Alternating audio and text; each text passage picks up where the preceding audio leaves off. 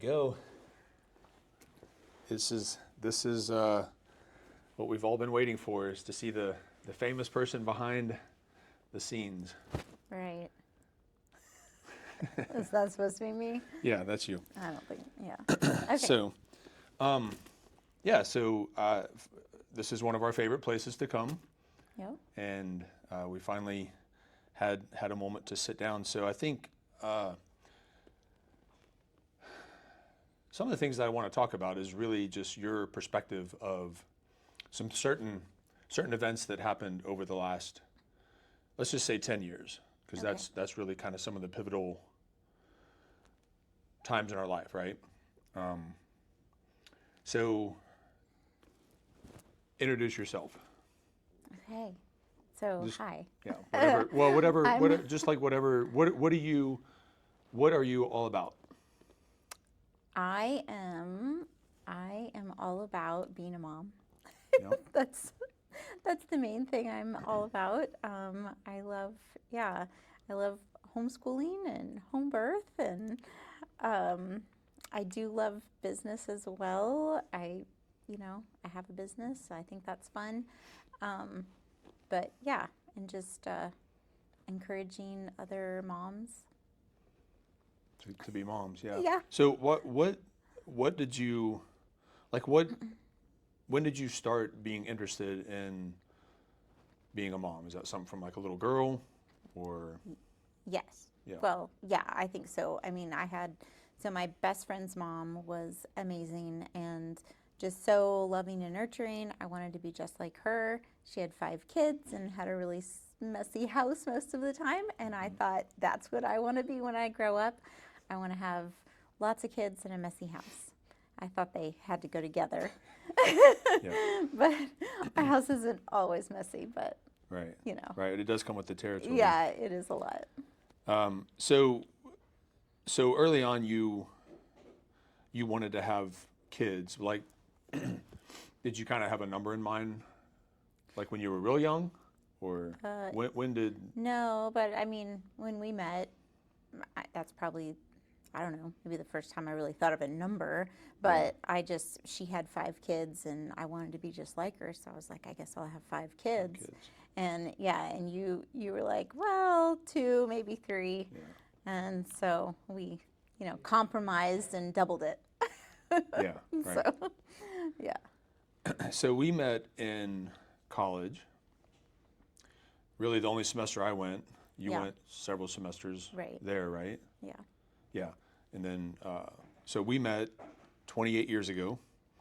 And were you in search of a husband? No. No, I wasn't in search of a husband. Like, that happened really fast, really quick. Yeah, no, but I mean, we were just instantly friends. And then 3 weeks later, we were talking about, what are you going to do this summer? And we're like, let's get married. Right. Because that makes sense, you know? Yeah. Yeah. Sorry, we got some cleaning going on over. Yeah. So it happened pretty quick, and I think, my story is that I was an only child and really wasn't looking or searching for a wife either, but it's something that we realize now. Maybe you realized it more at the time, but I realized it, more later on in life, that God kind of orchestrated this meeting, so to speak, and Yeah. but yeah, and I guess I think that's, I never had intentions of getting married, let alone having kids, but my heart was slowly being worked on over the years. And so you fast forward a couple years, and I joined the military and I was overseas, and you had kind of decided that you wanted to have kids. That was like a year into our marriage, right? Yeah, probably. Yeah. So so what, I'm gonna have to pause for a second. Yeah. Okay, we're back.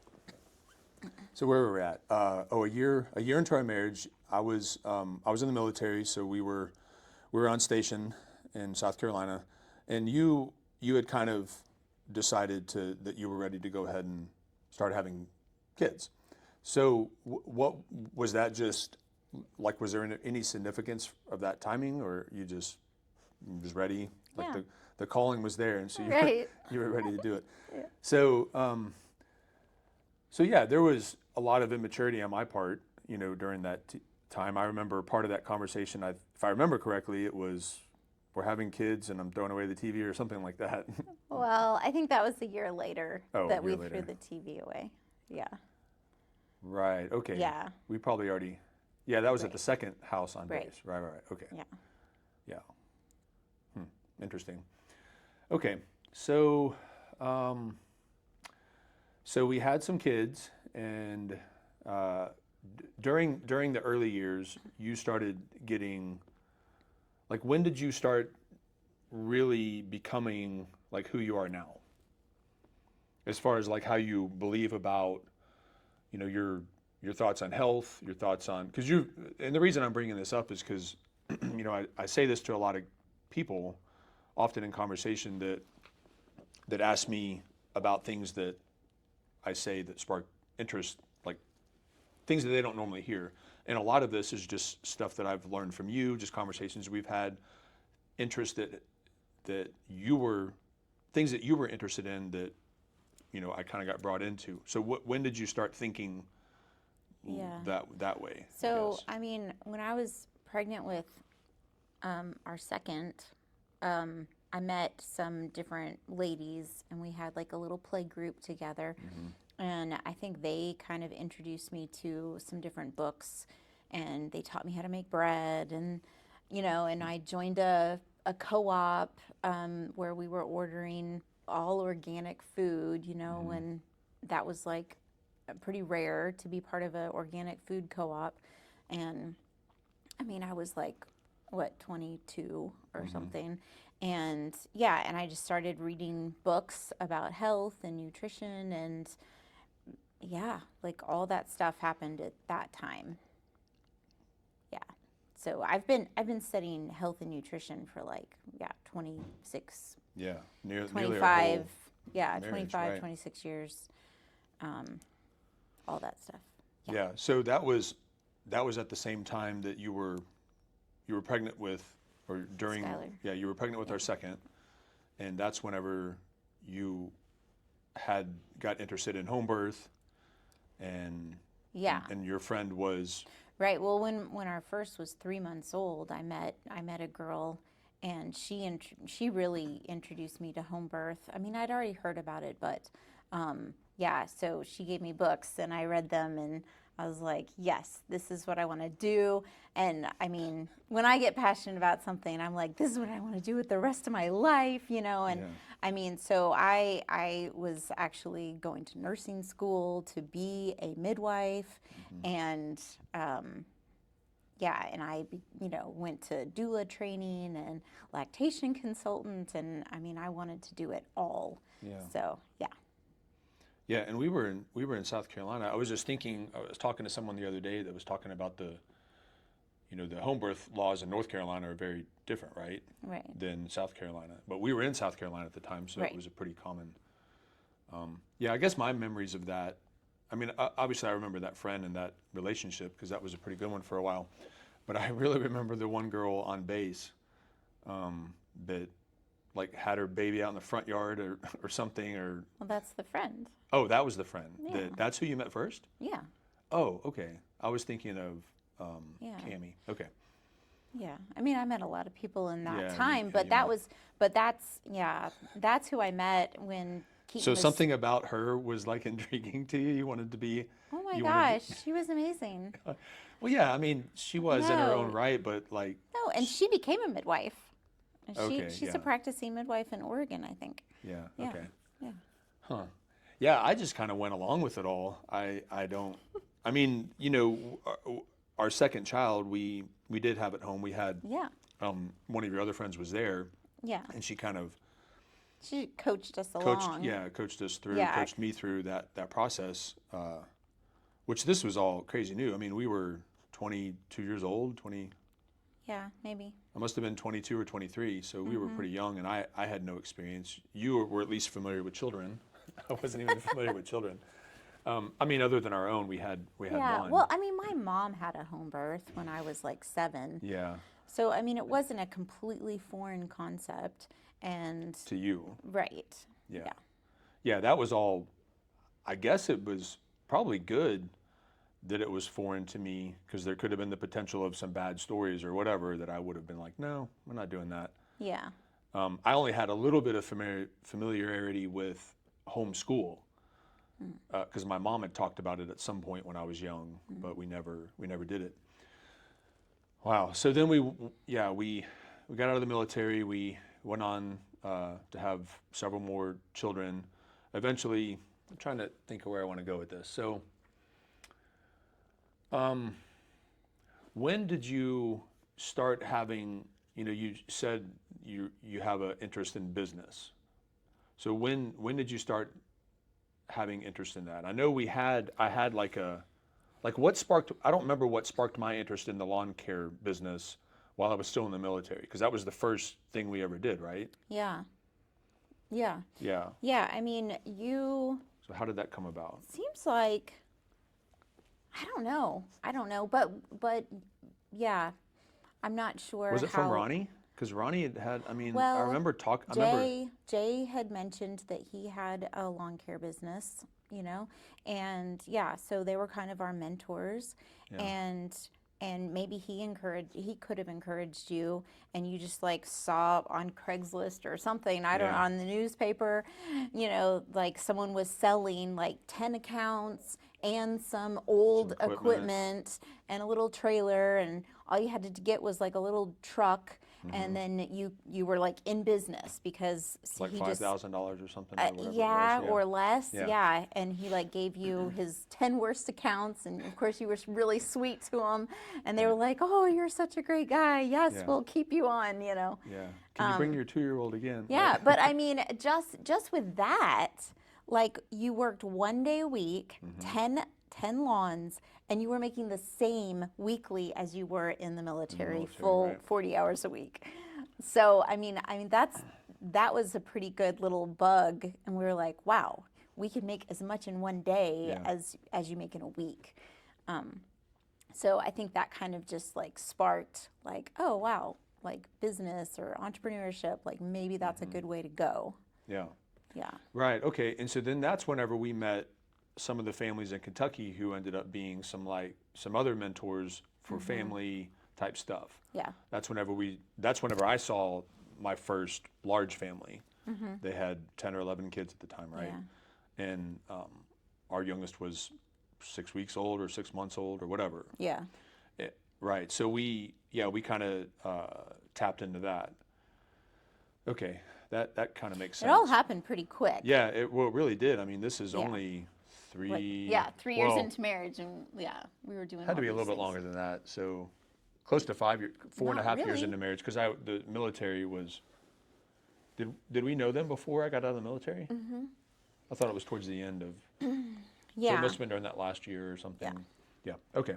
So that's where we both. That's probably where I started getting a different part of the vision that was just growing for you about family and how we could do things different. I mean, that's kind of part of the story that I tell is I really gravitated towards this family because it was something different than the average normal whatever I had been exposed to that was not very appealing.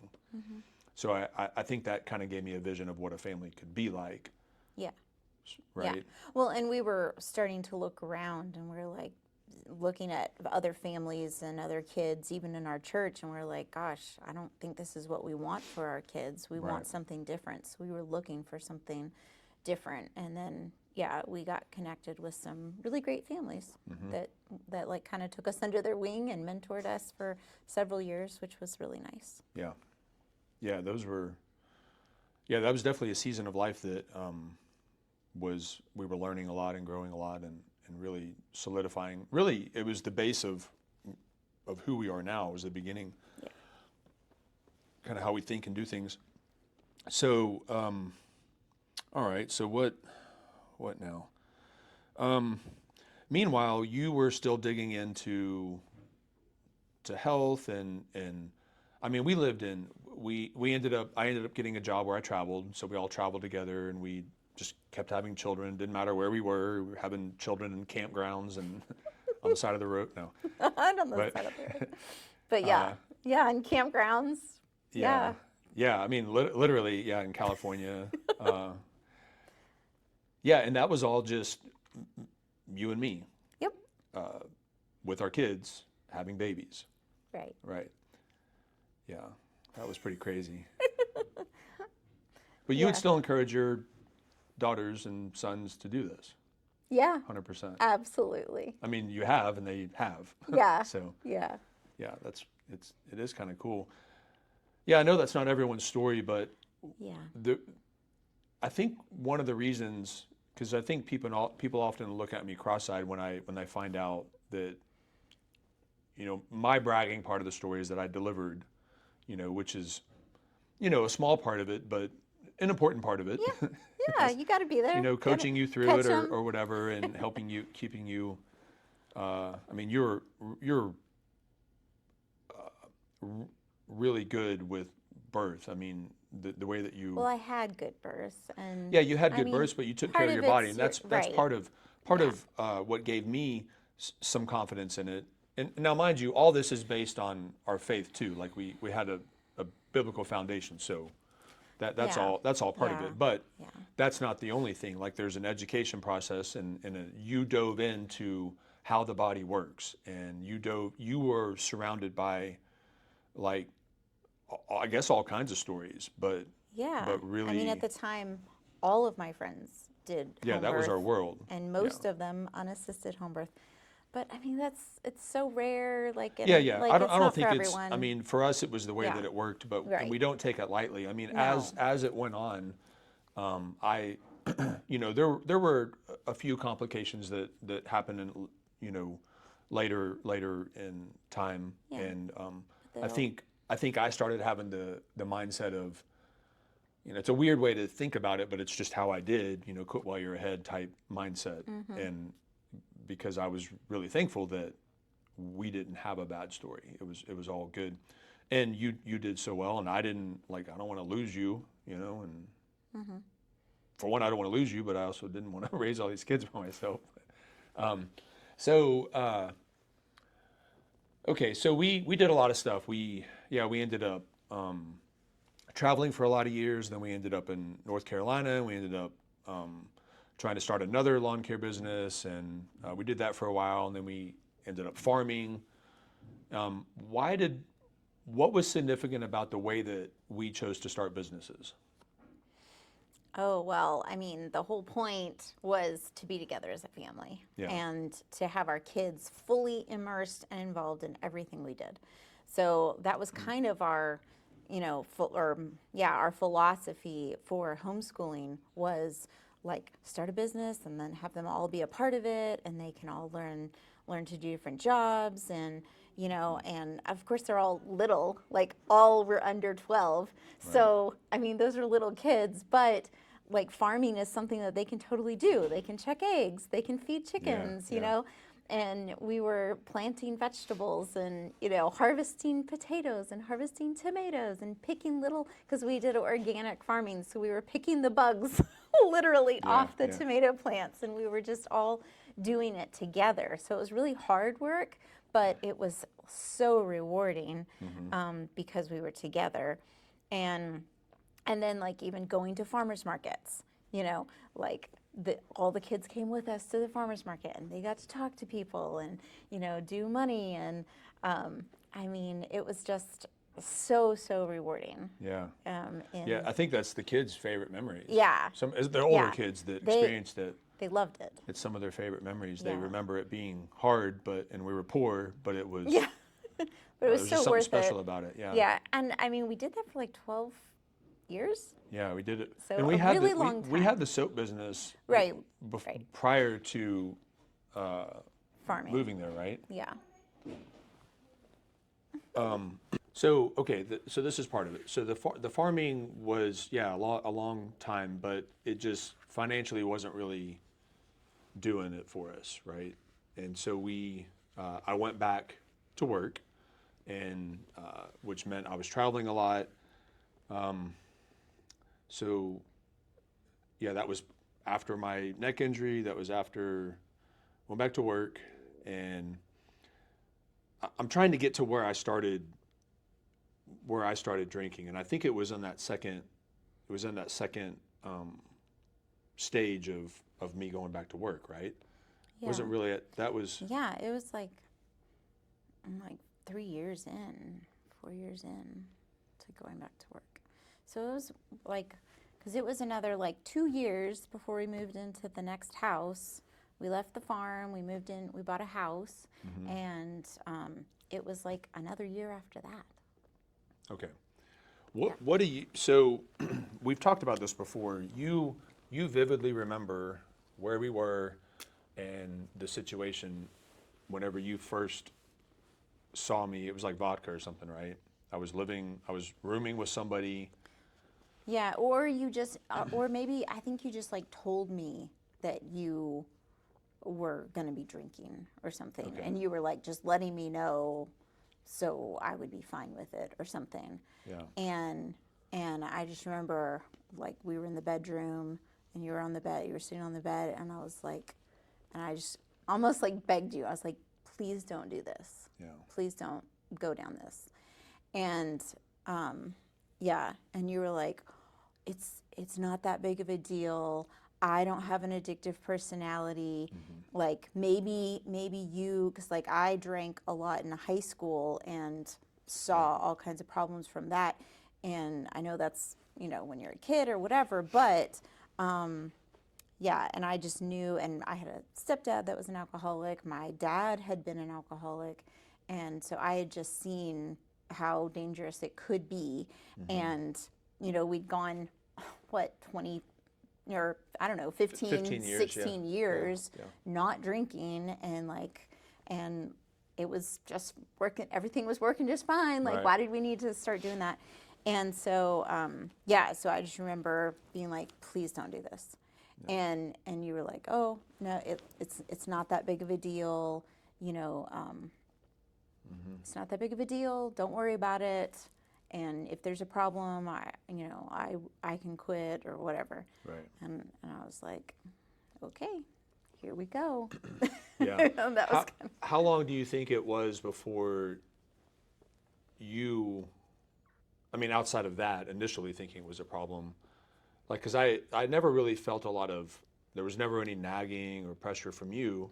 yeah, And people ask me, wives ask me specifically how they should handle it. And all I know is my experience. And I feel like with my personality, especially how I was raised, if there would have been like nagging and stuff, that I would have just fought it even harder. right. Yeah. So why did you, first of all, why did you choose to go that route and just basically sit back and take it? I mean, you weren't being abused. There was no, Right. but in a sense, you had to kind of sit back and take me doing something that you really didn't approve of or like. And I know we've had this conversation of like, should you have not? Yeah. And all I can say is that I feel like we handled it the best way possible, or you handled it the best way possible. That's Yeah. really all I can believe. When did you notice that it was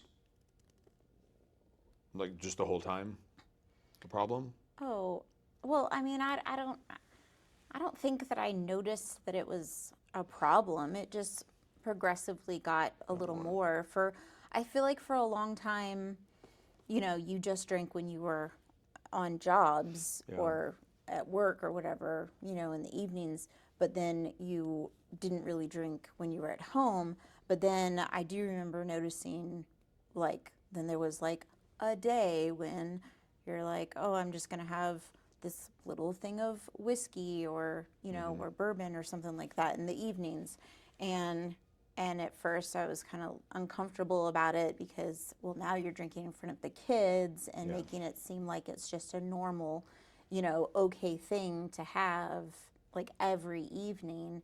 Yeah. And so it was just like this slow, and I probably kind of said something, but I think for the most part, I mean, we don't necessarily, oh, I mean, we do, like, for the most part, we do trust each other, but we also really allow each other to, I guess we give each other grace, I think, in a lot of things, um, like to maybe do our own thing a little bit without, like, you don't nag me, you're not like, Well, I think that's you part of the know, and trust, I right? I don't, mean, isn't that? yeah, yeah. I mean, there's a fine line there, of course. I mean, but at the same time, like, I'm also, for me, I'm also trusting God Yeah.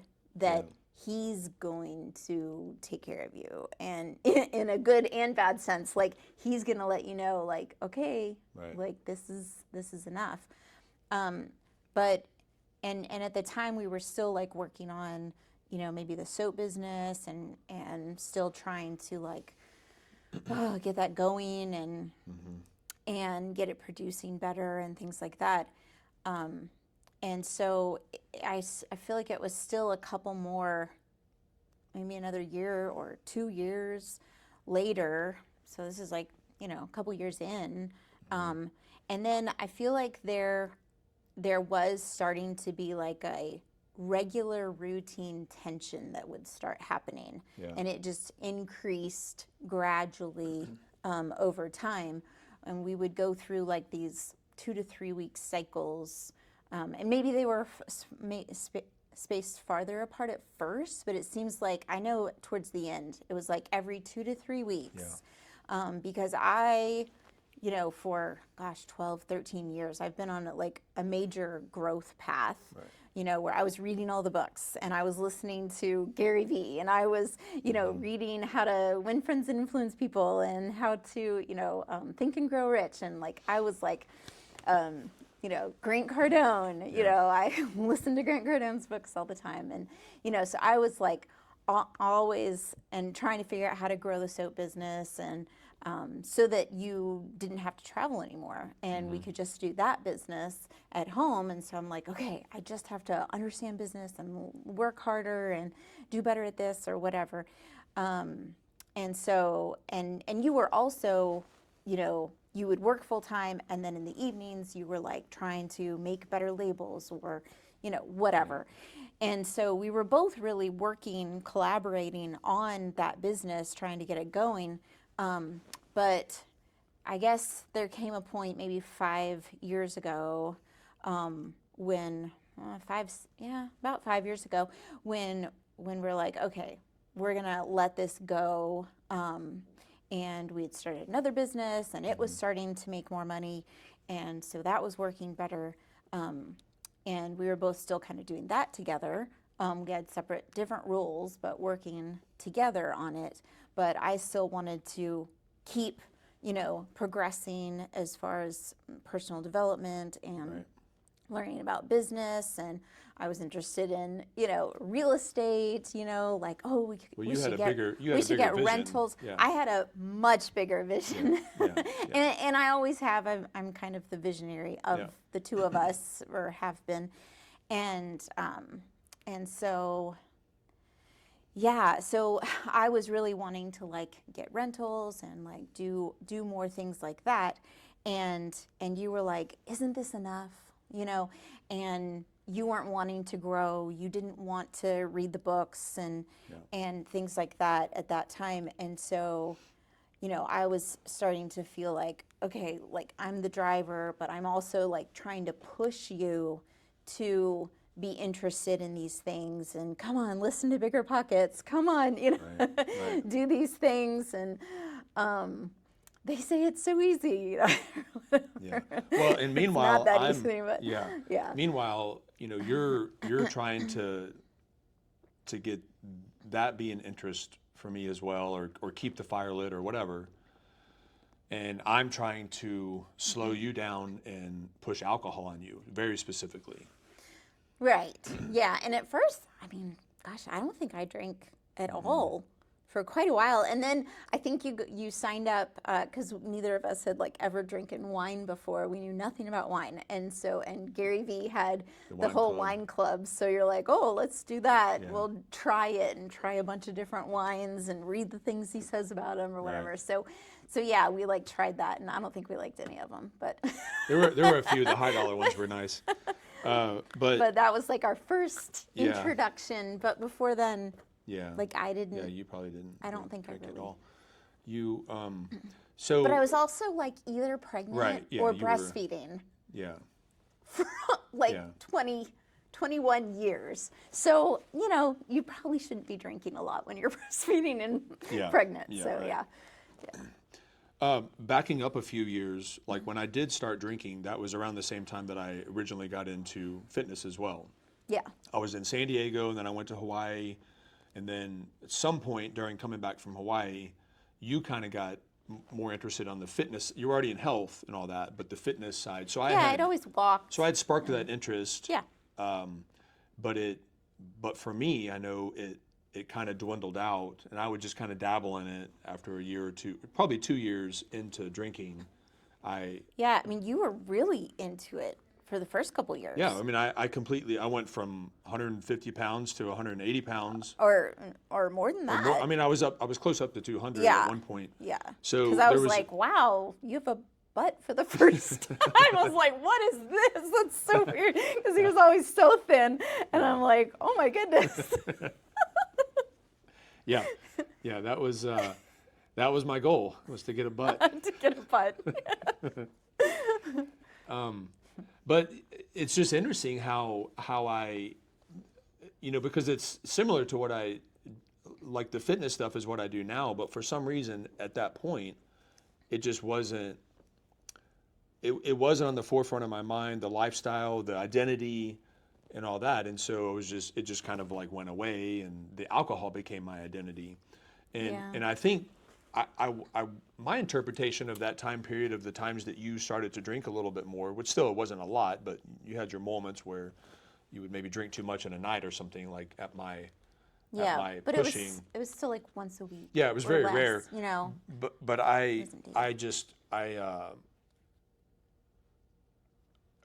it seems like you just kind of were silently, you got to where you kind of had to silently do the business growth stuff, and drink a little bit just to kind of keep peace. Is that sort of? Yeah. Yeah. Yeah. But meanwhile, you're sort of like trusting, but also scared, probably, and I mean. Yeah. Well, I was just frustrated. Were you ever thinking of like worst case scenario, like divorce? Worst case is you die. Yeah. Because divorce was not really an option. So it was just Yeah. like suffer. Like, but at the pace you're on, like surely you'll have a heart attack at some point. Right. So So, that was your, like that's like the hopeful. yeah. That's when on you the started bad prompting days- me for on life the- insurance. Right, and- on the yeah. bad days, that's my hope. Is like, yeah, he can't let him last too long. Like, do it. So bad. I know that is bad. That is Yeah. bad. Sorry. Here, have some more But like, Cheetos. Yeah. if I'm just frustrated, Yeah. Yeah. and it's like, and it's almost like I'm I often towards the end, especially the Yeah. last year or so, I felt like, I would picture myself like dragging your dead body like up a mountain, because I'm like, I've got this mountain I'm trying to climb. I want to do this business. I want to whatever, build real estate rentals and do all these things. And not only am I trying to take care of the kids and like, that kind of stuff, but like, you don't even want to like go on this journey with me. And I'm like, maybe I could do it better by myself, which I don't think, but Yeah. yeah. And so it was just really frustrating. So that's why like every 2 or 3 weeks, I'd be like, okay, I'm going to say something. I know there's going to be a fight, but I'm going to like, hey, maybe we should go to this conference or read this book together, or, and you would just be like, no, I've already worked hard. I've already put in my time. I've paid my dues. I don't need to learn anything else. Yeah. And you had no interest, no desire in personal development or growth. And, and I'd just be like, oh, why did I say anything? Yeah. Yeah.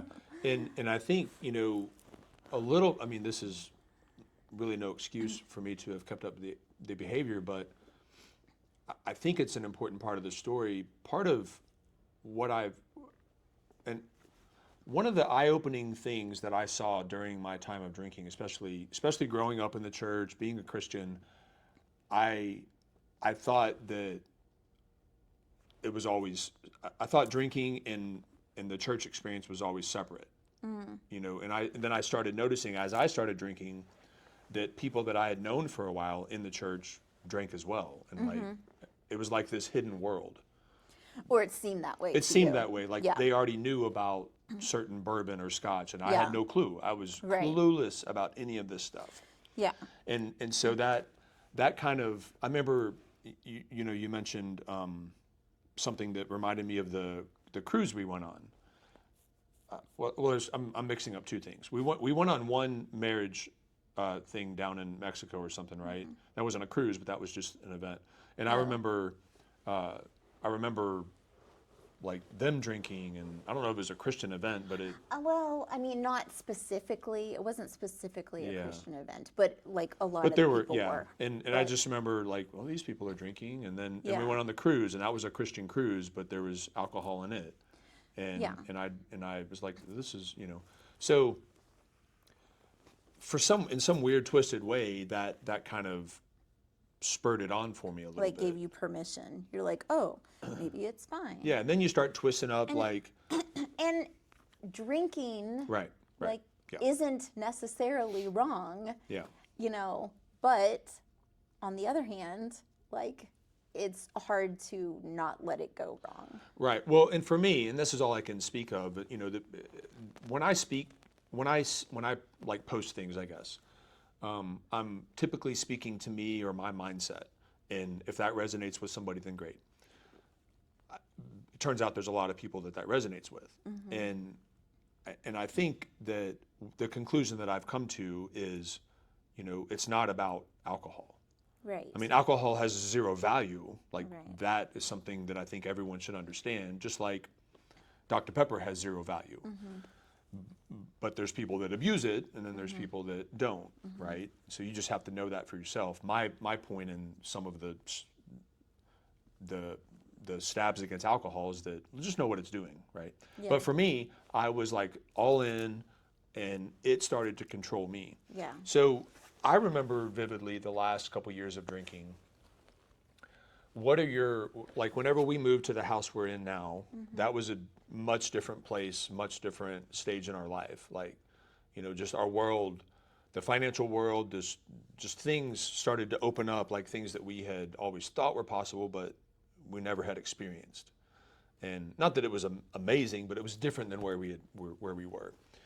And that's whenever I started really being extremely verbal about, I'm retired, I don't want to grow anymore, like talking more about it. Like I had stopped working my traveling job. I was Yeah. working at home now. Yeah.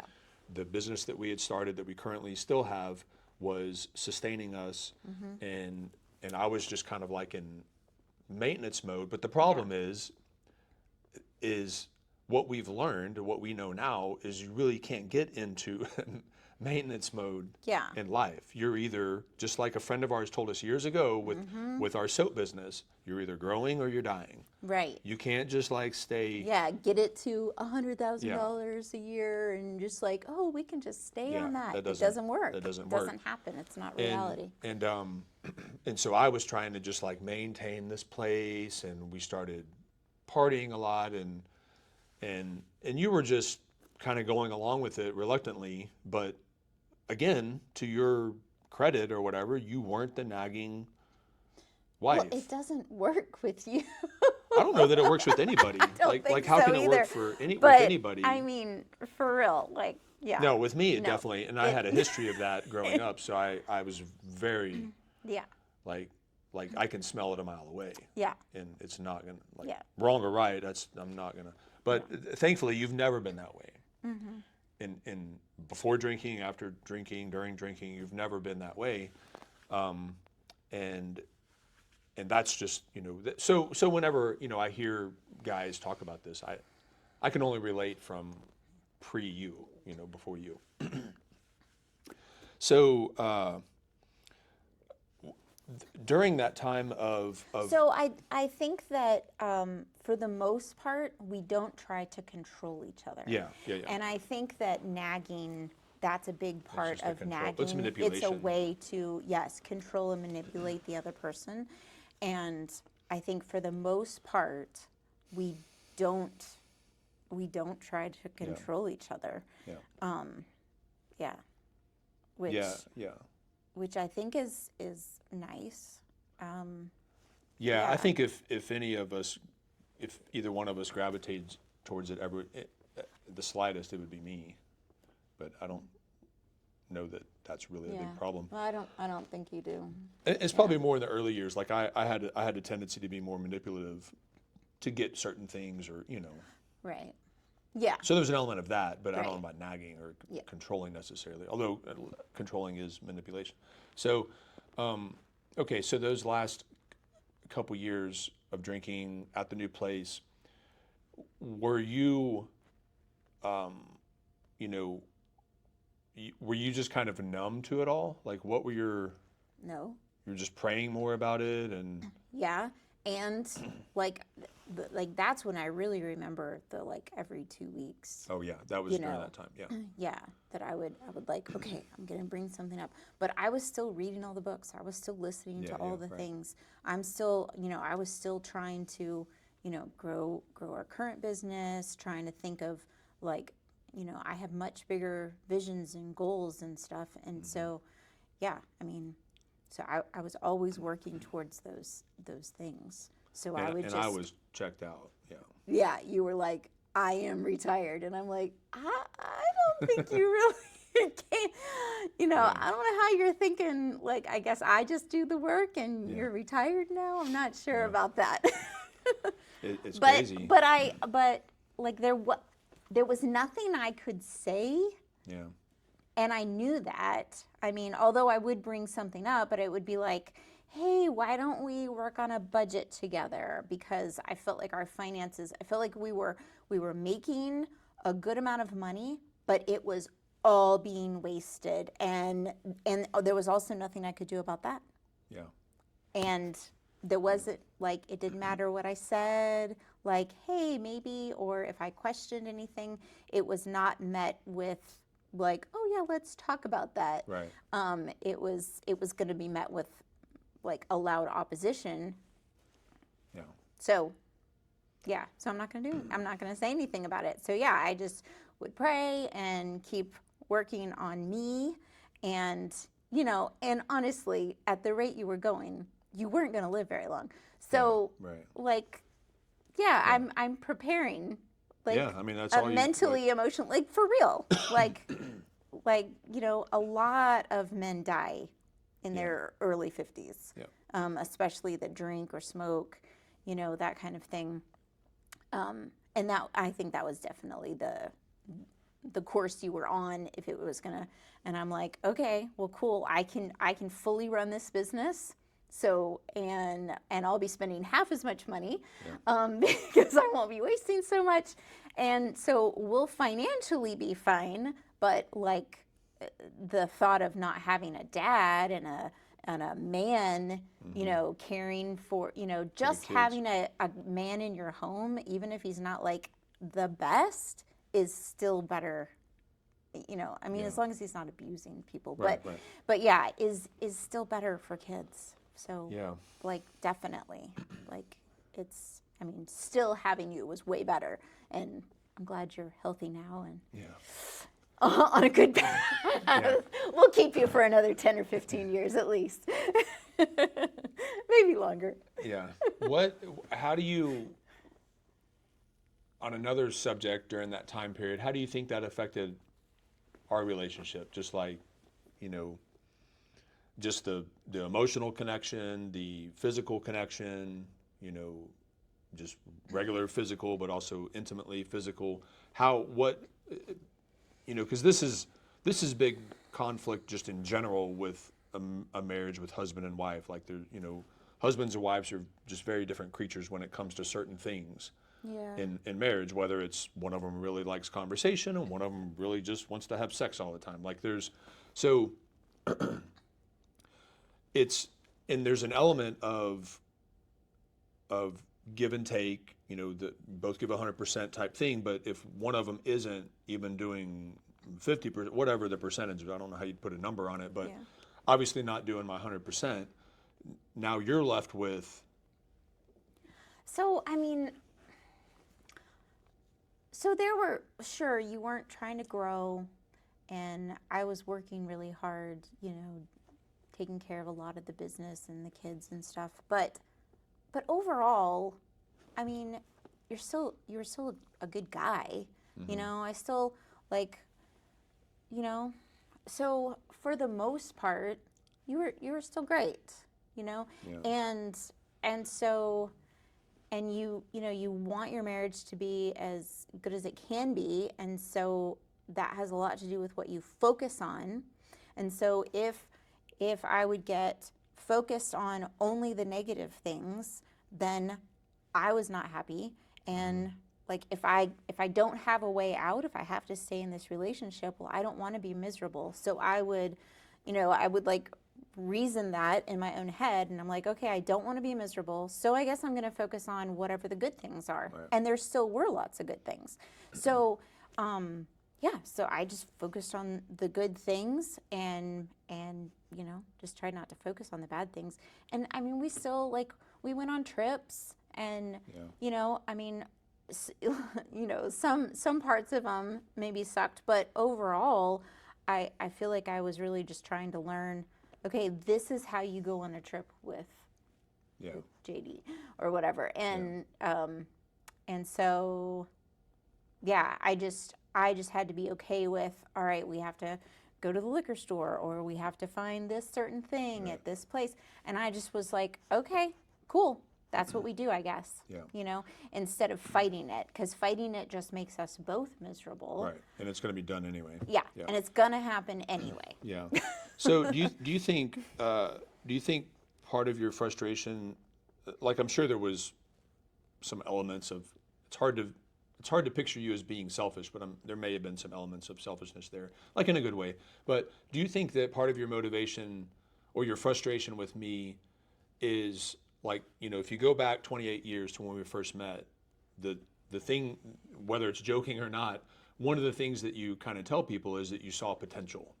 And so if you saw something in me that I couldn't quite see yet, and then I definitely was not even on board with trying to figure it out anymore, was there an element of frustration there from that point of view? Like, you saw this much greater person. Like, I was already, like, you know what I'm saying? Like, because part of my justification too was, well, I'm doing this and this and this as a dad and a husband, which is way more than what other guys are doing. Right. And I'm drinking and doing all this. So, Yeah. so that would, like, kind of fuel me on. Yeah. But that was irrelevant. That was kind of an apples to apples comparison. Whereas if I had a higher potential that I couldn't even see yet, but you could see it, and you're like, if you would just stop doing that or just doing this, right? So that surely was part of it, part of your frustration, right? Absolutely. Yeah. Yeah, because at any time that we were both on the same page, like, it just seems like we could accomplish so much and do it so well. Yeah. Like, I would get the vision and the picture, and then you could make it happen and do it with excellence. But me on my own, all I have is a vision and a picture in my mind. I can't actually make it happen. But anytime I would give you, like, let's do this, and I could paint that picture for you in your mind, and then you're like, you would come up with a way better idea to accomplish it and do so much more with it than I ever, dreamed of. And so when you stopped listening to my dreams, when you stopped, you're like, oh, why do you always have to, like, come up with another idea? You just want me to work more, and stuff like that. Hi. You're fine. It's okay. Right, yeah. So. Yeah, and so that, so that's definitely was frustrating. So that's why I like would picture myself like dragging your body along, you know. And I would talk to, like, I had a girlfriend that every once in a while, you know, she knew both of us really well and loved both of us. So it wasn't like a necessarily a complaining session, but she would say, "Oh, maybe he needs therapy and he needs to, you know, go to counseling or things like that. And maybe he has like wounds from childhood." And I'm like, I don't think it's any of that. But you know, I still didn't connect that it was alcohol that was making you be lazy. I didn't connect that. Yeah. And I don't know why.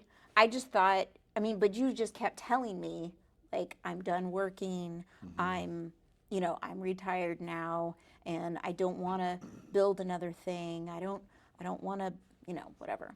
It seems like, I mean, my kind of view of that or explanation of why we didn't pinpoint alcohol is my view of a problem with alcohol was much different than how I was. Right. My You view, were my not, view, yeah. you were not like mean or Yeah, mad. that was our only experience with the problem with And alcohol. yeah, and you always, so you do always like things a certain way, and you need the, like, the house to be in order and things like that, just to like feel calm and be able to focus and have a conversation. You would need the floor swept first or whatever. And you know, and in some ways it seems kind of like anal or, you know, perfectionistic, but it's not. That's just what you needed. And once I understood, oh, that's just what he needs to, then now we can have a talk because, you know, things are in order or whatever. And we do have a lot of kids, and you would, you know, tell me, like, this was your plan. I just wanted to marry you. A couple kids was fine. I didn't know I was signing up for 11 kids. And, you know, and there's a lot that goes along with having 11 kids, and we homeschool, and they never leave. And, you know, and I think that's wonderful because that's the way I want it. But, you know, and so you would tell me often, especially the last couple of years, I feel like, you know, your excuse as to why you needed, you know, like, this just takes the edge off is kind of what you would say. You would say that a lot.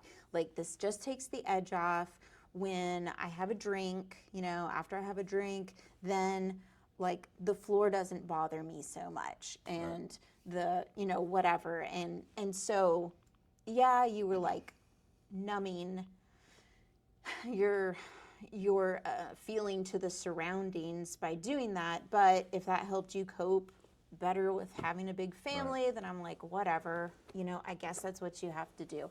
But, you know, I didn't have a choice anyway. Yeah, you're so probably just digging, like you said earlier, just digging for any kind of way to make this look or be better or bearable or whatever. Yeah. Okay. So do you remember anything specifically about, because what I talk about when people ask me about my story of, or my transition from drinking to not drinking, I go back to January of 23, which was actually 11 months prior. Yeah. Do you remember anything about that holiday before that was different from your point of view, or? Well, I do remember, not necessarily the holiday or anything like that, but I remember it seems like, early 2023, you were like, you kept saying, I just have to work out harder, you know, because I don't want to slow down on drinking, but, you know, we're getting older, and so I just have to work out twice as hard to maintain.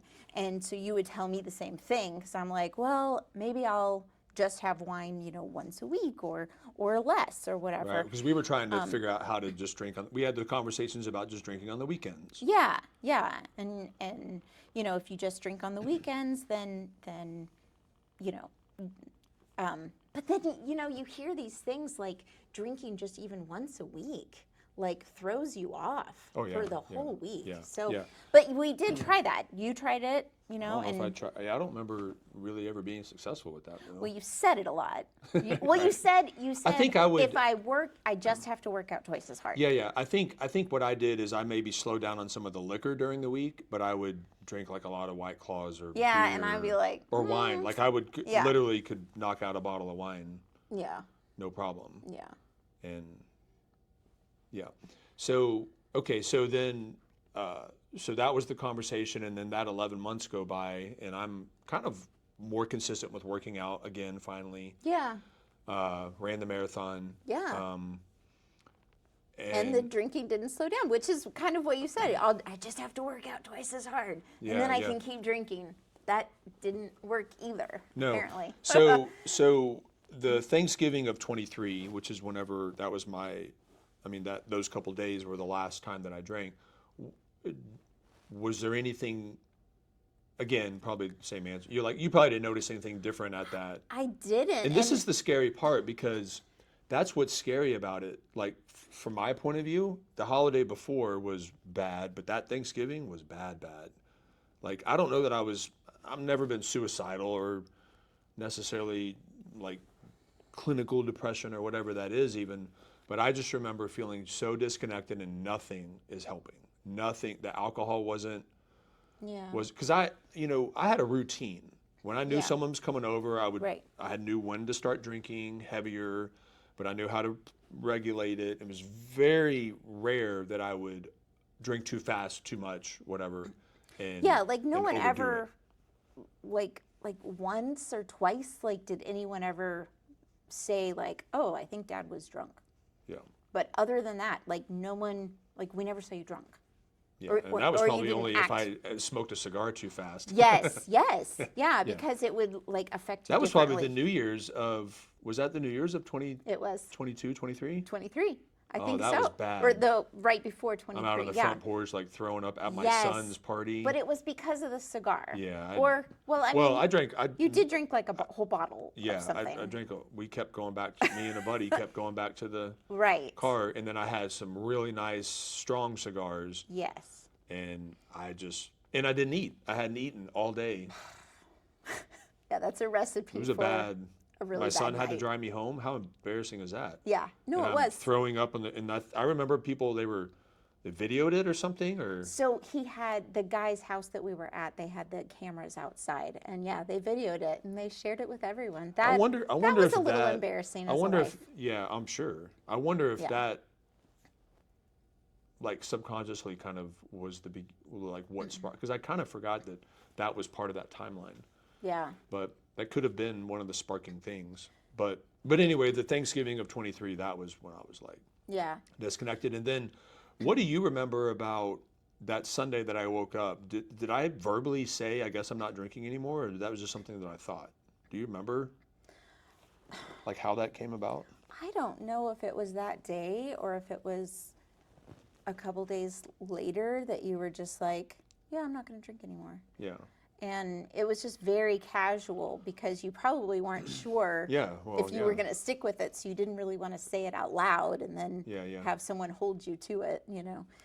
And that's what I find is when guys are starting it, they're like, you just don't know. You don't Yeah. know. Yeah. You don't really have a desire, but part of you thinks that if you don't have a desire that you're fighting, that you really didn't have a problem, and just like all this wacky Right. stuff. Oh, maybe I could drink. And it's on like, the no, it's weekends. okay for it to be easy. Like Yeah. in the concept, in the relative to the desire. Like the desire can go away. That's cool. That doesn't mean Yeah. that you didn't have a problem. Right. That just means that maybe something divine's happening, God stuff, Yes. whatever it is. Grace. Now you just have to figure out. Yes. Now what do you do with your time? Right. Because you don't want to just sit there Yeah. Yeah. and And it's hard to twiddle just your like, thumb through yeah, the day. be in the same situations, like Right. hanging out with the same people, and they're like, "Here, Dale, have a, Yeah. here's some moonshine," Yeah. Like we had one great friend. He's a really great guy, but like every time he came over, he'd have some moonshine that his buddy made, And that was always and it so was bad. like, oh, So bad. this is not. That one, this is those not always safe. made me felt Yeah, terrible. yeah. And that's what's Don't so recommend crazy that. is that to stay in the game or whatever, you'll even do something that you know is going to make you feel like Right. you're poisoned the next day. Yeah, yeah. You know this is like Yeah. horribly toxic to my body, but because my buddy Doesn't even put it taste in my good. hand, Yeah, there's yeah. nothing of value in it. And you're like, sure, I'll take a swig just to show that I'm your friend. When did you start noticing changes in me when I stopped drinking? Gosh, I think it was right away. Right away. And what were those changes like? Well, so it was fun because I think it was just a couple weeks later, you slowly started telling the kids like, yeah, Dad doesn't drink anymore or something. And then I don't know why you did it, but you like went around and you were asking all the kids, so what have you noticed?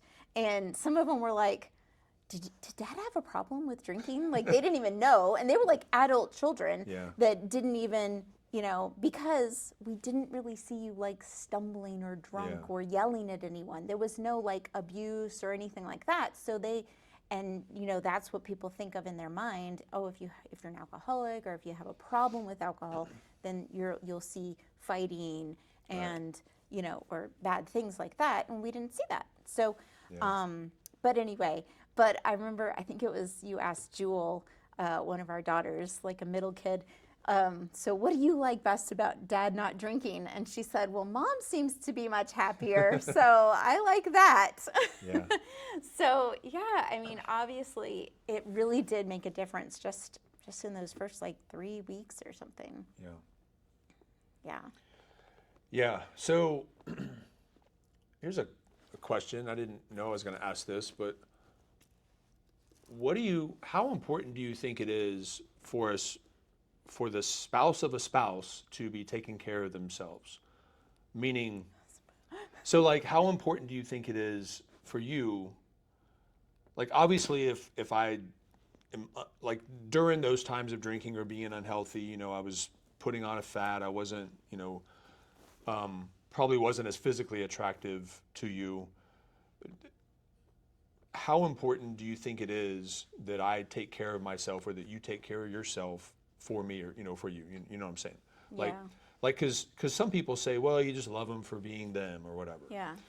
And there's an element of that, right? It's not about how you look or whatever, but it's I think the thing that's missed is it's not about the looks, it's about being healthy. And when you're healthy, you just have the result of, you look whatever your optimal look is. Yeah. So that's important, right?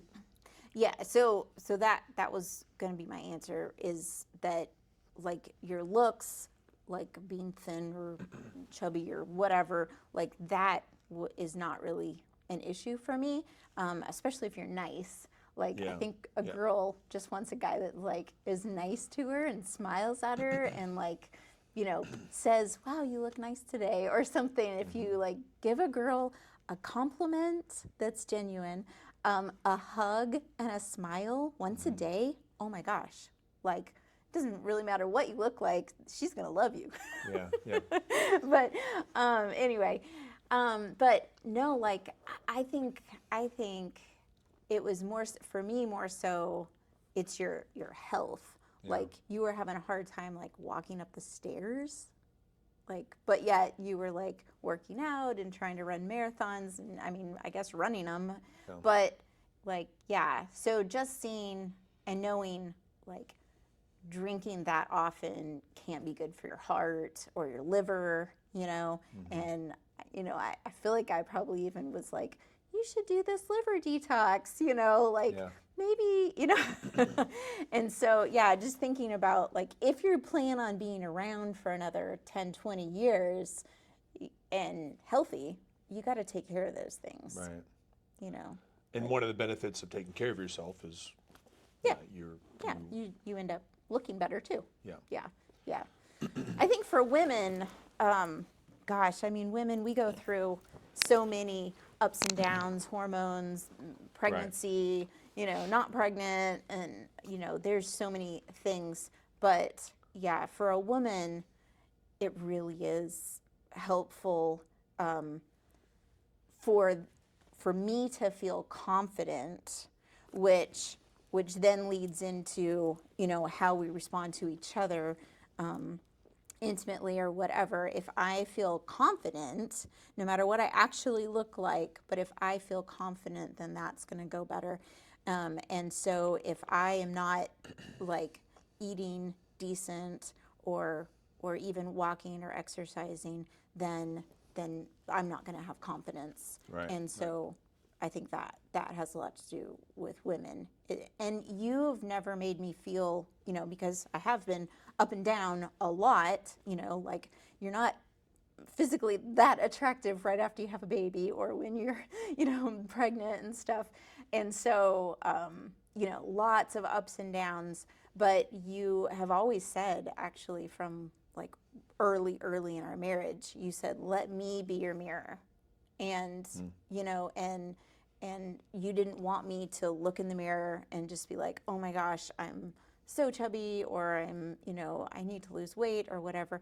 You always, you know, like loved me, but you also try to encourage me, you know, like, hey, Sure. why don't you go for a walk? Or here's this new workout program. Or, Yeah. you know, do you really need 3 pieces of cake? You know, you Yeah. might say little things like that, but it was not in a, you know, not in a Well, mean I feel like we way. had that relationship to where it Yeah. was it was understood. It just that was yeah, we were Yeah. allowed to have, because we've realized that, well, this is part of our maturity and our growth as a couple, is that we've, you know, that was like one of the missing things. Once we realized that I'm 100% for you and you're 100% for me. Yeah, but we have to remember The that a more lot. times we can remember that, Yeah. then the little things, no matter how they're said, we can take it the right way. Yeah. And that's taken years, and we still mess up. Like, it's Right. not like we Well, and haven't. it has to do with our confidence too, because Yeah. you might say something, and if I'm already insecure about that thing, then it's going to offend me. Right. Yeah. I'm going to take offense where it wasn't even, you know, you weren't intending on it being offensive. Yeah. So, Yeah. yeah. Wow. Yeah, marriage is, It's not easy. no, it's not easy. But it can be good. It can be good, and I don't feel like it gets necessarily easier. No, I but mean, I hate to say it gets harder because that sounds negative, no, I but don't think it gets harder, but I mean, you just need to come to like agreements. yeah, And so you have to be in like tune with each other. You can't be checked you out with things, and right. you're even like one thing that I've never done and you've never done is we've never had our own individual hobbies, Yeah. I right? mean, kids. Well, Homeschool. but I mean, you But didn't yeah. have your own thing where Right. you were off and I didn't know or wasn't a part of it, Right. and I was off my thing. Yeah. And I know some Which couples do that, I but mean, if guys go golfing or something, I mean, I don't. sure. That's I not just feel like necessarily. that's always been an important part of our marriage specifically, maybe just for how we're wired. Yeah. And so that's really been good.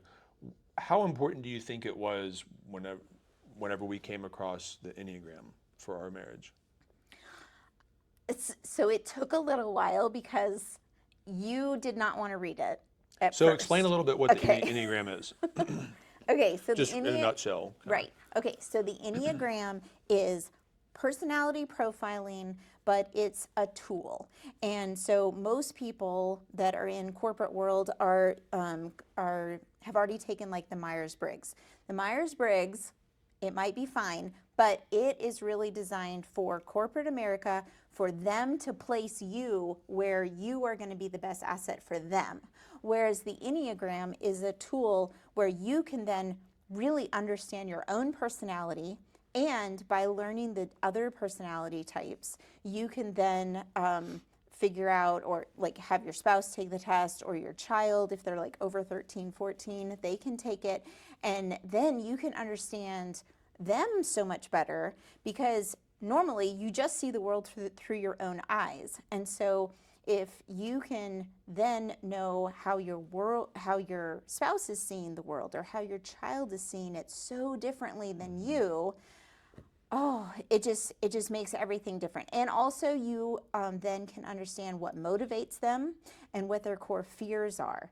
And that really, really helps, because normally, say you just have 2 or 3 kids, they're still going to have different personalities than you.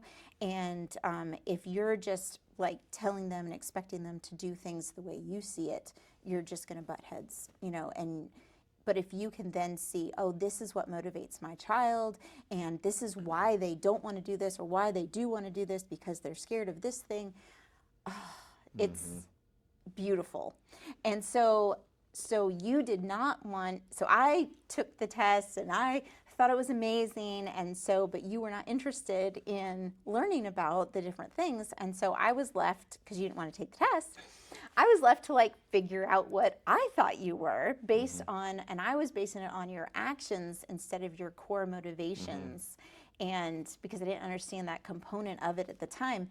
And then, so I had typed you as a type 1, which there's 9 different numbers, there's 9 different personality types, and of course you can go much deeper.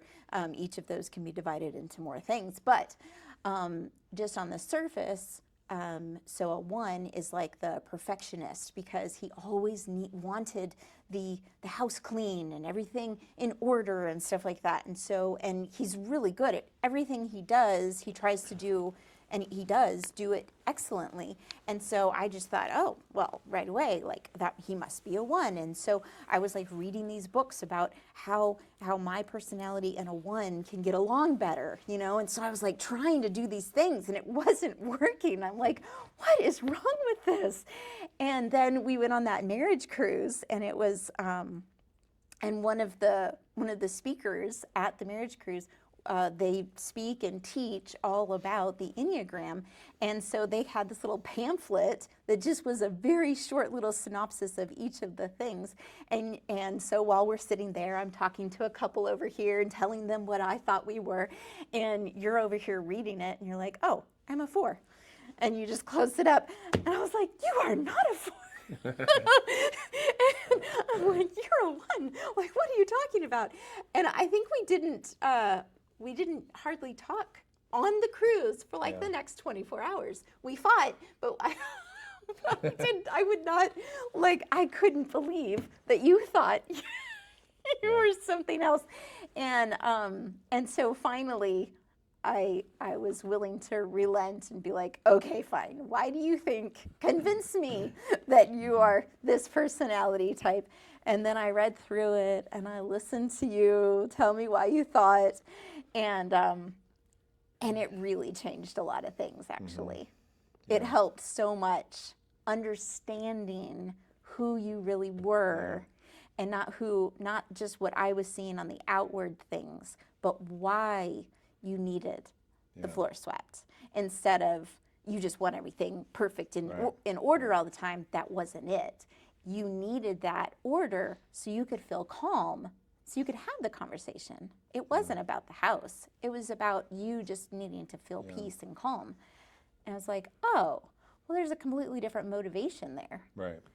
Well, even wasn't it just like a couple weeks ago or a month ago that you had another revelation on that? Like me being a creative or something, you said something. Yeah, I was watching you, a couple months ago. Like we were laying in bed, and I was watching you create a reel on Instagram. And I was like, oh my gosh, he's such an artist. He's an artist. He really is an artist. And I just watched like all the steps that you took and how you designed it, and everything was placed in a certain place on purpose. And I'm like, that's an artist. And I mean, I kind of had already seen some of that. But I guess that was more of a it was visual, just even like more, confirmation. Yeah, just watching you work with art. But it's interesting, because when you understand kind of the fears and motivations and what drives, and you start paying attention to your spouse in that light, it really does change. Well, you appreciate it. Yeah. And you see like the beauty in how they do things, and instead of just criticizing it because it's different than you. Well, I mean, honestly, it's really helped me grow as a dad, even because you're, like I said earlier, I've said this before. You think about the next 10 years, I think about the next 10 minutes. Yes. And so that's why we were determining that the floor bothered me. And sure, there's probably a part of that, right? But as I've understood you and your motivations, because it's interesting. On a side note, we're sort of opposites when it comes to the stereotypical couple. Like I'm the shopping one that spends money. You're the one that leaves your underwear laying around or whatever. No, but you are a little bit messier than I am, I right? am messier. So when I understand that it's more important for you to go sit with your 7-year-old daughter and hear her read than clean the floor, Yes. then I'm like, okay, this isn't as big of a deal anymore. Right. Because that's more important. Yes. And it doesn't mean that the floor doesn't bother me still, but I can see it differently now. And then now that I'm growing too, and I don't have vices that control my emotions and everything, Yeah. it's even easier. But seeing your reason for not always cleaning the house or always putting clothes away or whatever the things are that, you know, like this should be a real man isn't defined by this. You know, I've done reels like that, but a real woman isn't defined by her ability to do laundry and sweep the floor and do the dishes and all this stuff that a lot of people think. Like, how is she as a mom? How is she as a wife? Meaning, you know, the attention that you give our children and your ability, your selflessness is like there's not it's out of the chart.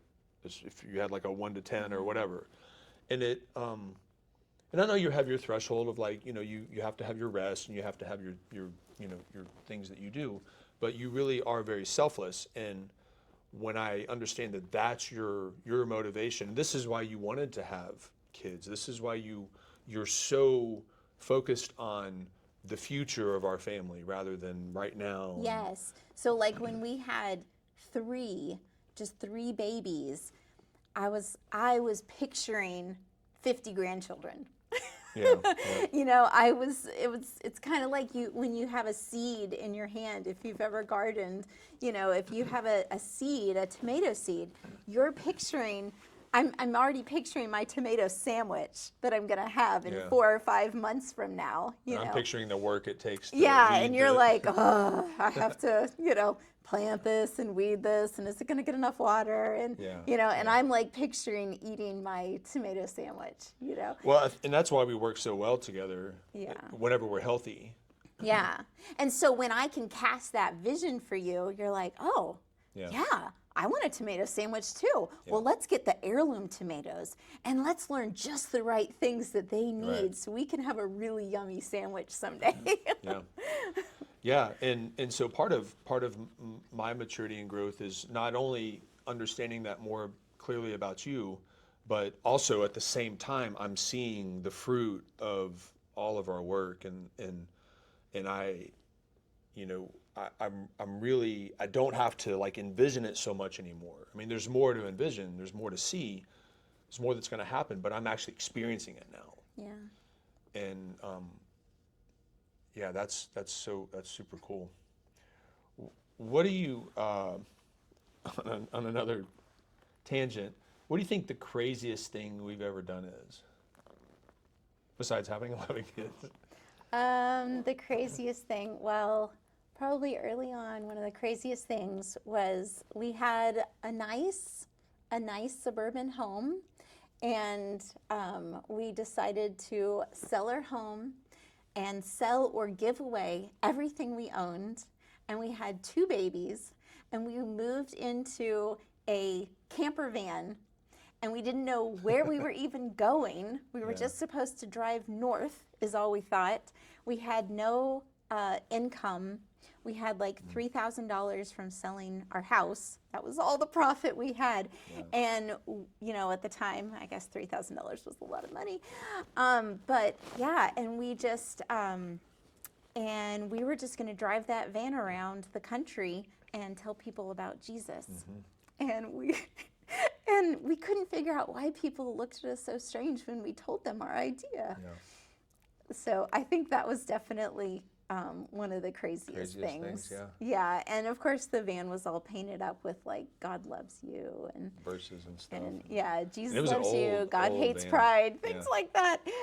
And yeah, we just we were going to drive around the country and tell people about Jesus and sing songs in parks and stuff like that. That is the craziest thing. Yeah. And and you were doing and we like just quit the lawn business that you were doing, and you were in the military. You got out of the military, and we were just going to drive around the country and tell people about Jesus. Yeah.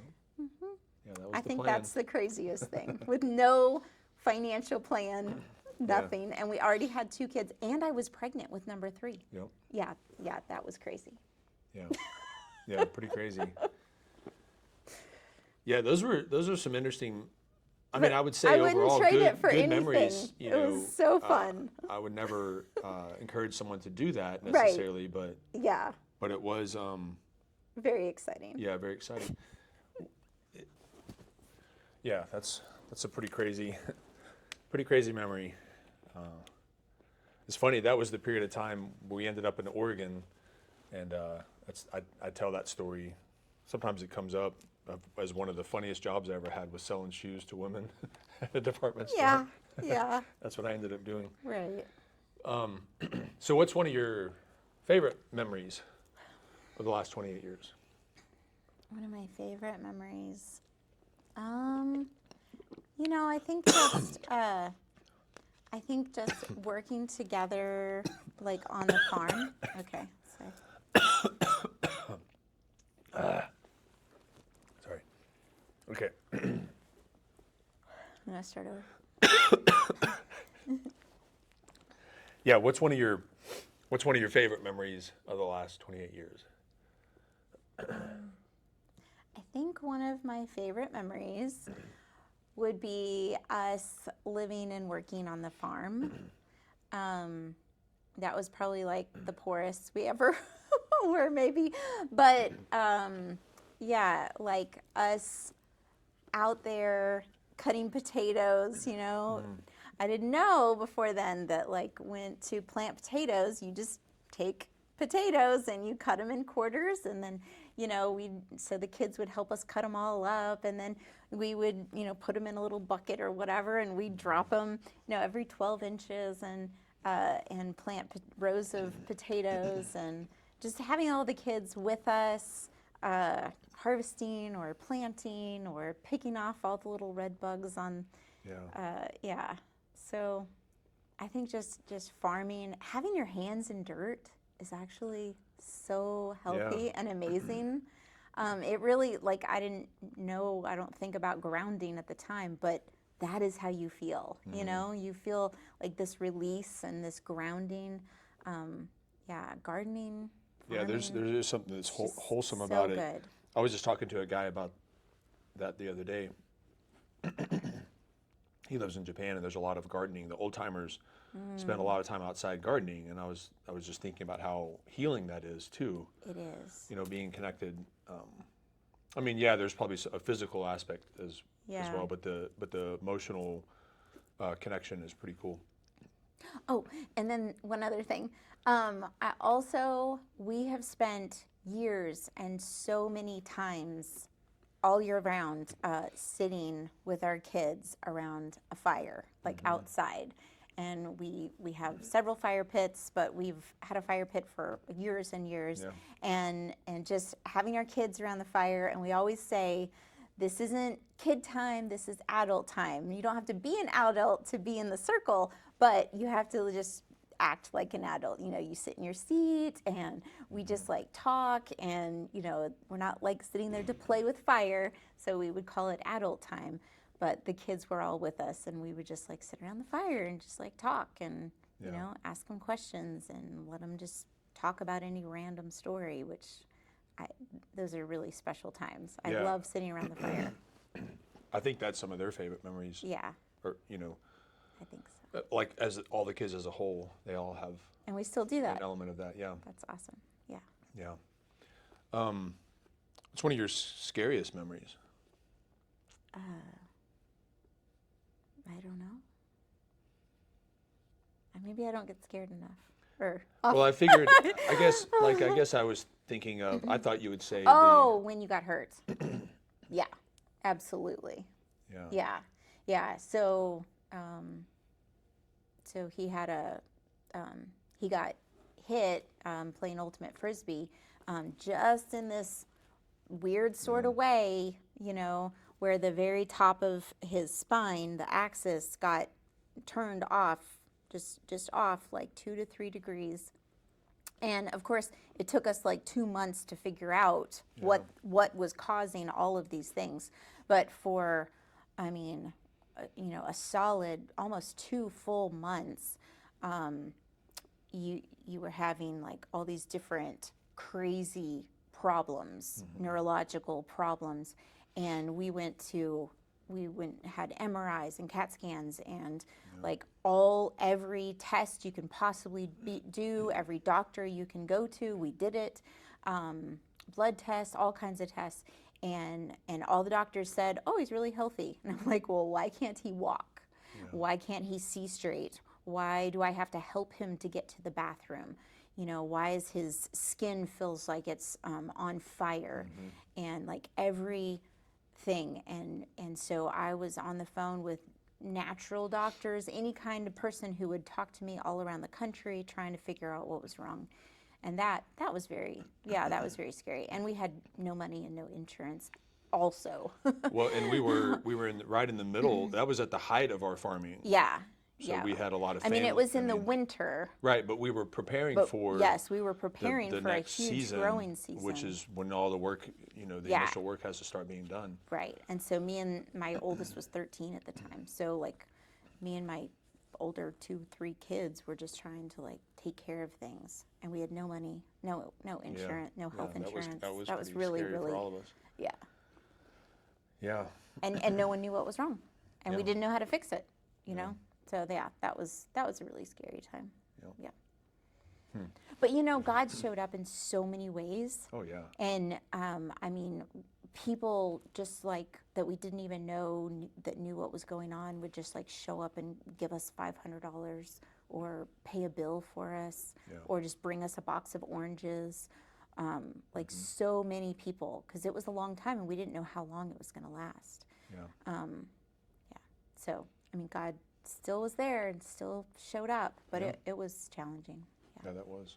Yep. Yeah, but you really, I don't know. I've said this a lot about our family, that even though I tend to be the louder one in my little fits of emotional rage sometimes,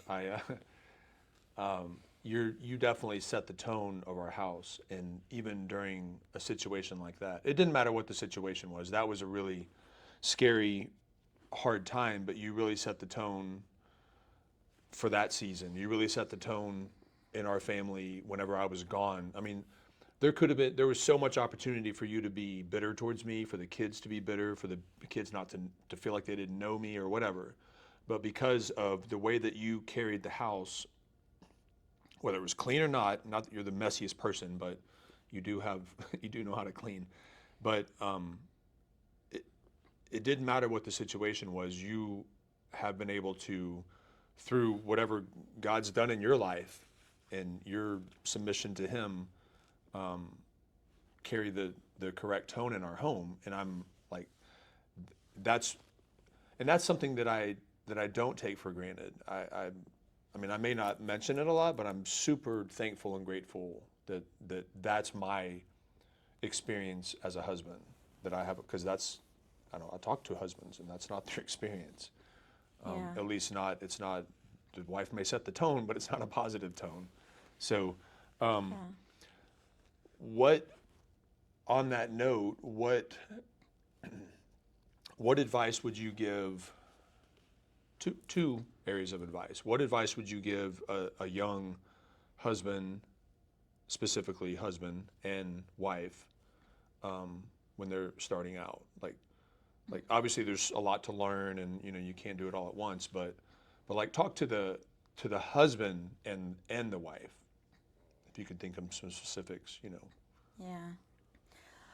Well, I mean, to the wife, like, your ultimate trust and faith has to be in God, and that He's going to take care of you, because like your husband, no matter his age, like he's immature, especially if he's young, but like he's going to be immature in different things, and so are you, but you're looking to him to provide protection wise, provide financial wise, and then also to provide for you like emotionally and spiritually.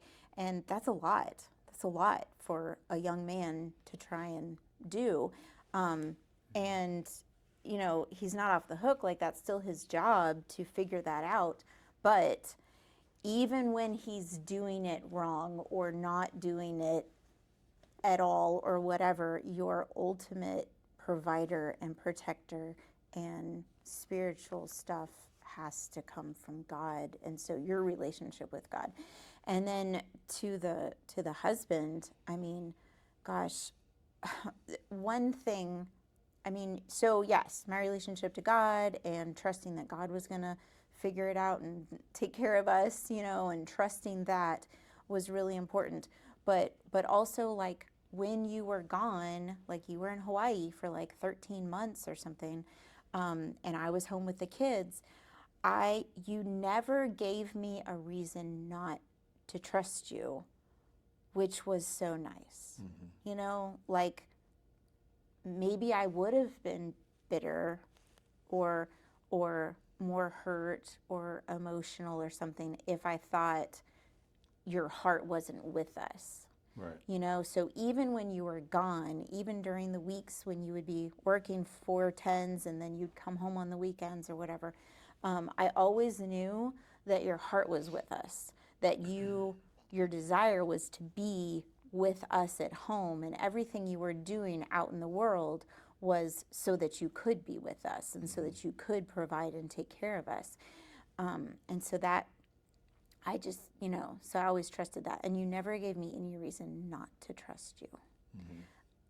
So that's really big. But then at the same time, you as a wife, like, you have to trust God as your ultimate, so even if he's not doing it right. Yeah, and those are tough. Yeah, that's not always easy. Those are tough situations. I feel like on purpose, we're really blessed in those areas. Yeah, but like, I think we went over, quite a few different things. Like, it wasn't always easy. It wasn't always, and you weren't always doing the right things, Right. and whatever. And so there was a lot of times when I had to trust God. Yeah. All the time, but. Well, you've said something Yeah. once, or many times you've said it, but I remember. I don't know how it goes. You feel like if God put us together, right? Then. I don't know how you word it some way. Yeah, well, okay, so when we first met and then 3 weeks later we got engaged, I really felt like God told me this is who. I felt like God told me that I was going to marry you. It wasn't just, I was in love or something like that. Like, we hardly knew each other. Well, my hair was pretty cool. Right, your hair was so cool. But so I really felt like, and I just became a Christian the Tuesday or something before we met. Right. So less than a week before we met, I became a Christian. And God was like really speaking to me so clearly. I was having dreams and stuff all the time. It was crazy. And then we met, and like 3 weeks, like, as soon as we met, we were just like automatically best friends. It was so strange. And we weren't even like dating or thinking about, we were just like always hanging out together. And then we were talking about, what are you going to do this summer? Oh, I don't know. And we were like, let's get married. But right in that time, I just felt so clearly. And so whenever I get really distressed and frustrated and not knowing how is this going to turn out or what's going to happen in this situation, I'm like, okay, God, you you told me that I had to marry this guy. You did this, so you have to work it out. And I'm just going to wait and see how that goes. Yeah. Because, so also to like unmarried people or to, your kids that might be getting married soon, like, they need to know, especially that girl, she needs to know that God wants her to marry this guy, because when it's all going to crap, and it will at different times, she needs to be like, okay, God, well, this man that you gave me, he is not doing the right thing, so you better go change him or change me, whatever's supposed to be changed or fixed. But yeah, yeah. So that's been a little easier for me to like put that pressure and blame back on God. Like, okay, God, you better fix this because you made this happen, not me. But meanwhile, during all those times, you're also doing personal evaluations, right? Like yeah. I mean, that's just part of your Right. process. Well, I'm not everyone always does that. growing. I'm always, Yeah. that's just one of my core values. Yeah. And that's not everyone. And that's okay. You know, I guess, like, everyone's not made, you know, we all have No, different I'm not. personalities. Yeah, I mean, that really just is. growing in like the sense that you're talking maybe in Yeah. business or whatever. Yeah, that's not for everyone. But Yeah. personal, like just personal growth and like if you're having conflict in a relationship, Yeah, you can't just be looking at the other person and Right. say, well, as soon as they figure this out, then it'll all be like some of it might be you. Right. You know, Right. so in those moments, you were like, yeah, he's really off and he's Yeah. being a jerk or whatever, Right. but what am I doing? Right, right. Well, I was always like, okay, how can I, like, in 2 weeks? Well, I didn't know that it was going to be every Yeah, 2 weeks right. that we had that conversation, but yeah. But how can I approach it differently? How can I? But Yeah. it still wasn't working until you decided. So sometimes you just have to wait. Yeah. Sometimes yeah. And the those are- waiting yeah, can be that's- long. Yeah. Well, it definitely seems long. Yeah. What you may have already answered this, but what advice would you give to, like a wife that is going through something that you were going through, you know, for a 4 or 5 year period while I was drinking? Like Yeah. what would your knowing everything you know now Yeah. and knowing, you know, what Yeah. would you? Well, what I would don't think you- there's anything that I could have said differently. Yeah.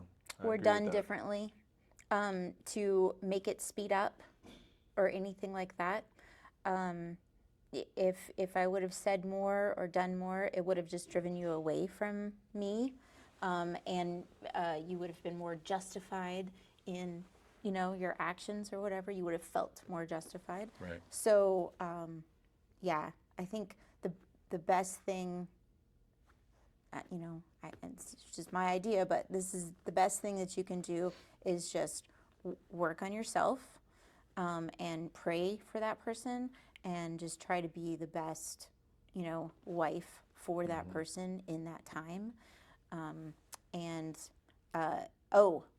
number one, don't talk bad about your spouse to your kids, no matter how old they are. If they're 20, if your daughter's 20, and, you know, like sometimes they can handle a little bit, but they can't. They really, you know, don't talk bad about your husband to your adult kids or your young kids, because that is what they'll remember.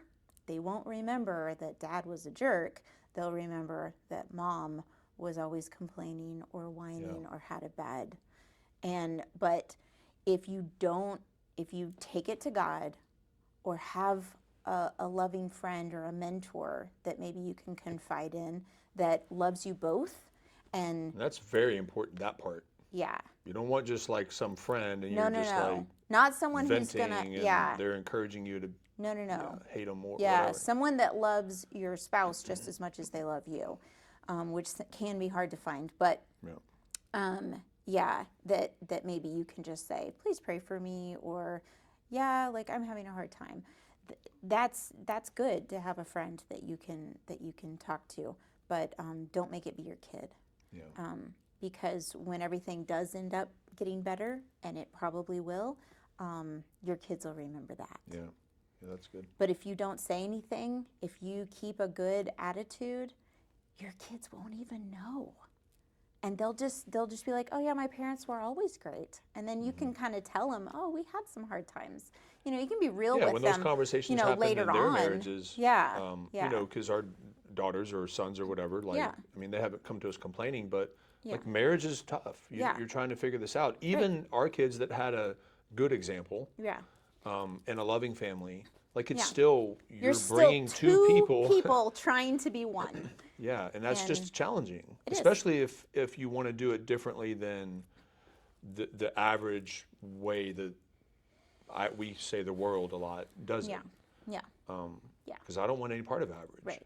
I mean, Right. Average has always been a bad word in our house. yeah, I mean, I Yeah. kind of, you know, say sometimes that I just want a normal life because it seems, in some hard moments, it seems easier, but the Yeah. reality is it's not. No. For one, it's not. Plus, who wants that? Not me. I don't. Yeah, I don't you want definitely any don't. part of You normal. never even entertain that. For sure. So, Yeah. well, we could go on for hours on stories Apparently and we stuff. can, yeah.